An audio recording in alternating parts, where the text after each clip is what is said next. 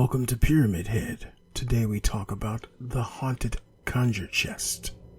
150 years ago, Jacob Cooley ordered his African-American slave Hosea to build a chest for his child.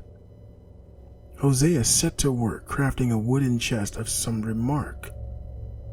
For some unknown reason, his master was displeased with his efforts and beat the slave to a pulp, killing him.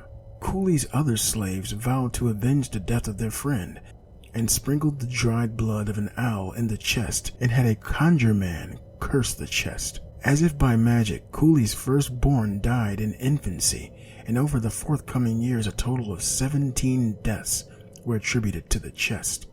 Eventually, the chest was lifted by a conjure woman. The chest can be found in the Kentucky History Museum in Frankfort. An elegant mahogany veneered chest of drawers, hand-carved by an African-American slave 150 years ago, resides in the Kentucky Historic Museum at Frankfort. Crafted in the Empire style, the chest has glass knobs on its 4 drawers. Nothing about its outward appearance gives any hint that tragedy has stalked its existence, that it's known to historians as the Conjure chest. 2 decades before the Civil War, the family of one Jacob Cooley lived a sumptuous life as wealthy Southern planters. Jacob owned many slaves and farmed thousands of acres. He was also an evil, despicable man who frequently beat his slaves for the slightest infraction of his stringent rules. Jacob Cooley ordered one of his slaves, an excellent furniture maker named Hosea, to construct a chest that would be used for his firstborn child. For some unknown reason, Jacob was angered at Hosea's finished product and beat him so savagely that he died a few days later. Cooley's slaves, led by an old conjure man, placed a curse on the chest for all future generations. One drawer was sprinkled with dried owl's blood and a conjure chant was sung. All those associated with the chest would fall within the curse's evil power. Although Jacob Cooley himself evidently escaped the malevolence, his descendants were not as fortunate. The baby for whom the chest was built soon died after birth. The child was in his nursery. His brother inherited the chest, and he was stabbed to death by his personal servant. Jacob Cooley had another son, John, who inherited one of his father's many plantations. The young man led a serene bachelor's life until a vivacious young woman, barely out of her teens, came into his life. Her name was Ellie, and she soon married John. Nearly 3 times her age, the couple inherited the Conjure chest. Knowing of the tragedies that had befallen her husband's siblings, she put the chest in the attic. Meanwhile, Jacob Cooley's youngest daughter, Melinda, eloped with a waggish Irishman named Sean. With nowhere to live, Melinda turned to Ellie. John and Ellie had done well and had accumulated several farms in Tennessee. They turned over one of these to Sean and Melinda to work. While Melinda bore her young husband a brood of children and worked from sunrise to sunset, Sean came to loathe the dullness of the farm life. Ellie Cooley tried to help, but Sean's rebuffs made her presence unwelcome. To try to bring some beauty into Melinda's dreary existence, Ellie sent over her father-in-law's chest. It had been in her attic for a very long time, and nothing had happened. She'd almost forgotten the chest's legacy. Perhaps the curse was only a lot of talk. Within days, Sean deserted his wife for the bright lights of New Orleans. Melinda was disconsolate. She took to her bed with an ailment. There, Melinda soon died, an exhausted, gray-haired woman, barely out of her 30s. Shortly after his wife's death, Sean was struck in the head by a steamboat's gangplank and died.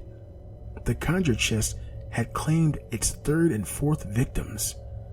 The couple left many orphan children. John Cooley was given the job of traveling to Tennessee to assign the youngsters to other family members. The youngest, a baby named Evelyn, ran up to him, her tiny arms outstretched. John took her to live with his own family in Kentucky. Little Evelyn grew into a beautiful and intelligent young woman. When she turned 16, Evelyn passed an examination that provided her with a teaching certificate with which she took over a 1-room schoolhouse. She met and married a Scotsman, Malcolm Johnson, barely 2 months after she began teaching. As a wedding present, Ellie presented her niece with Jacob Cooley's handsome chest. The evil passed to a new generation. Evelyn Johnson had children and even adopted a young orphan, a girl named Arbella. The curse was all but forgotten. Evelyn had the chest but didn't find it necessary to use it right away. However, after Arabella married some years later, Evelyn put the girl's bridal gown in the chest. Shortly thereafter, Arabella's husband suddenly died. That was the beginning of a series of horrible events visited upon Evelyn and Ellie. Arabella's child died after her baby clothes had been put in the chest. Evelyn's daughter-in-law, Esther, married her oldest son, put her wedding attire in the chest. She died. Evelyn's Aunt Sarah knitted a scarf and gloves to give to her son for Christmas. While walking along the train trestle, he fell and was killed a few days before Christmas. Two other tragedies befell Evelyn's immediate family. A son-in-law deserted his wife and child and was crippled for life in a bizarre accident. Yet Evelyn's husband, Malcolm, was a success. A small man, always courteous to those around him. He parlayed a shrewd Scottish sense of thrift into a burgeoning business empire that at its height consisted of mills, houses, a coal yard, wharf, and dry goods store. Malcolm was an extraordinarily wealthy man when he died. Despite her marital comfort, his wife was haunted by the memories of those around her who were struck down or stricken in some way by hardship. She took her own life, Evelyn Parsons. The Conjure chest was taking its toll. As the 20th century unfolded, the chest was inherited by Virginia Carey Hudson from her grandmother, Evelyn Johnson. Miss Hudson thought tales of the curse were hearsay. She was wrong. Her first baby's clothes were put in the chest. She died. Another child's clothes were tucked in a drawer, and she contracted infantile paralysis. Another daughter's wedding dress was stored there, and her first husband ran off. A son was stabbed in the hand and had his clothes in the chest. A friend of the family put hunting clothes in it. He was shot in a hunting accident.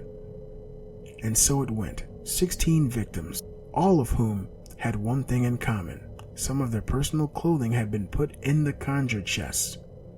Miss Hudson wanted to put an end to the curse. She found what she had hoped would be the solution in the form of an old friend of hers, an African-American woman named Annie. Annie understood curses and conjures.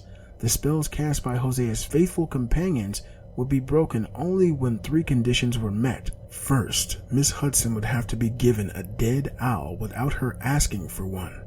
Second, the green leaves of a willow tree had to be boiled from sunup to sundown. The dead owl had to remain in sight. Third, the boiled liquid was to be buried in a jug with its handle facing east toward the rising sun, below a flowering bush. A stuffed owl given to Miss Hudson's son by a friend accomplished the first requirement. Miss Hudson plucked leaves from a nearby willow tree and boiled them up in a large black pot. The owl kept watch over the kitchen counter. At dusk, Old Annie and Miss Hudson took the jug and with its handle pointed east, buried it beneath the flowering lilac bush outside the kitchen window. Annie said they would only know if the curse had been broken if one of them died before the first full days of fall. Annie died in early September, the 17th, the last known victim. The final private owner of the Conjure chest was Miss Hudson's daughter, Virginia C. Main. Though she may have been skeptical of the curse, she knew fully the story of its lifting by Annie and her mother. She never stored anything in the chest and kept it hidden in her attic. The Kentucky History Museum has it now. Miss Main donated it to the museum in 1976. According to museum registrar Mike Hudson, quote, "The chest is in storage in our vaults, awaiting the time when it fits into a new exhibit," end quote. Supposedly the curse has been removed, but has it? Tucked safely in the top chest drawer is an envelope with a cluster of owl feathers inside. The museum isn't taking any chances. Be sure to sound off in the comment section below. Do you believe in haunted boxes? For more videos like this, be sure you subscribe.